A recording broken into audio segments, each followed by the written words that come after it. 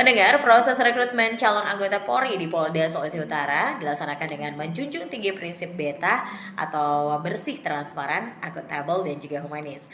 Hal tersebut ditegaskan oleh Kepala Biro Sumber Daya Manusia Karo SDM Polda Sulawesi Utara Kombes Pol Slamet Waloya didampingi Kabid Humas Polda Sulawesi Utara AKBP Alamsyah Parhulian Hasibuan.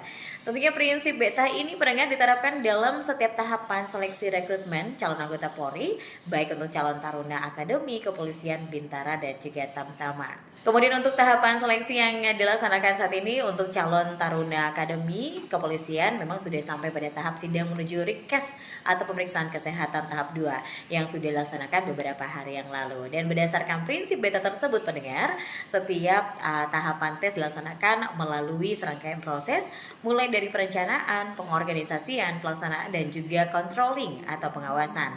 Dalam setiap tahapan tes, panitia seleksi Polda Sulawesi Utara juga menganut sistem one day service, yaitu di mana hari pelaksanaan tes, maka hari itu juga dilaksanakan penyampaian hasil tes. Dan hasil tes ini disampaikan secara terbuka kepada para peserta yang mengikuti, sehingga peserta yang mengikuti seleksi, baik Apol, Bintara, atau Tamtama, bisa melihat sendiri, bisa mengecek sendiri, kemudian bisa melakukan koreksi apabila ada hal-hal yang tidak tepat terhadap nilai-nilai yang sudah dicapai.